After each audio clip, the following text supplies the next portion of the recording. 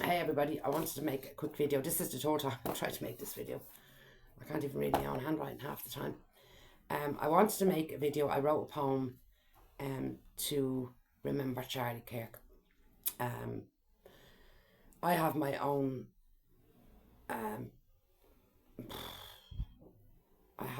understanding and my own opinion about these types of things being able to happen in public places, in schools nonetheless.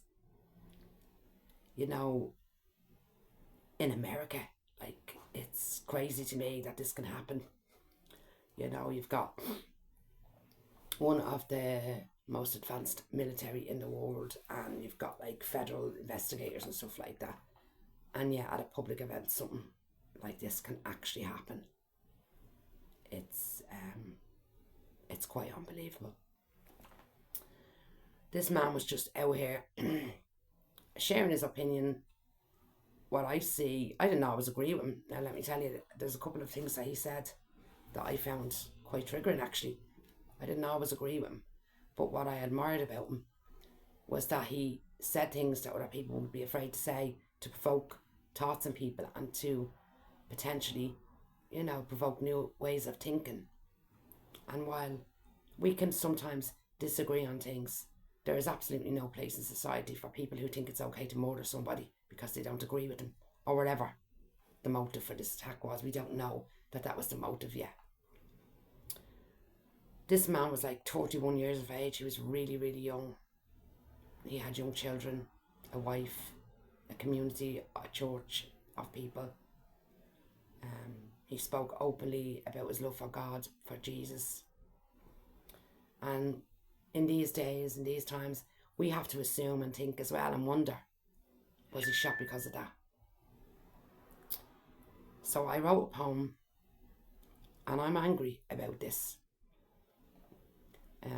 I have to pray about that anger, because if I start ranting on here, yeah, it's not pretty.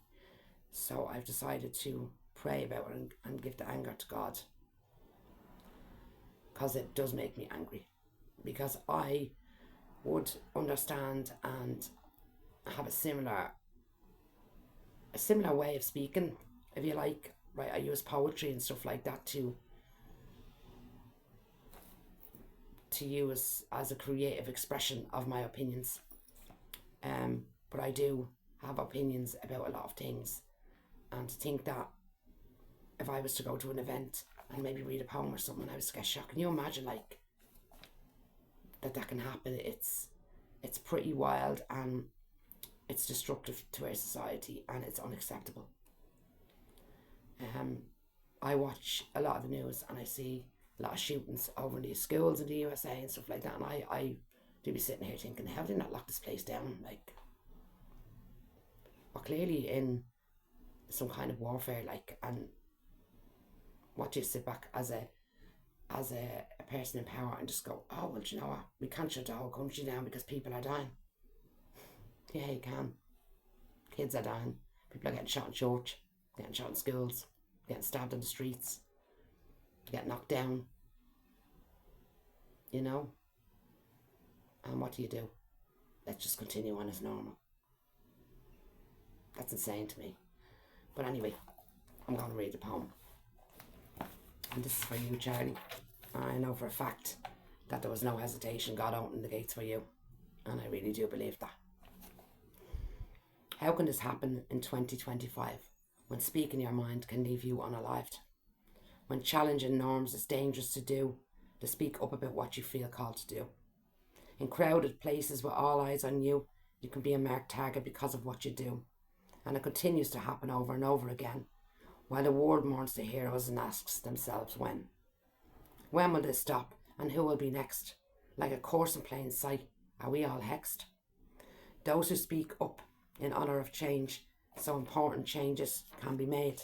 How many more Charlies does there have to be before the world wakes up and they start to see the division that's rampant and on full display? Enough is enough now, because just ain't okay. And what do we do when the tragedies unfold? Do we back down, or do we get more bold? Though Charlie is gone now, he's always going to be remembered as the one who walk bravery to see. So yeah, that's the poem. And you know, I was watching some videos on TikTok and some of the comments are absolutely disgraceful. Anybody who is celebrating this man's death will be punished by God.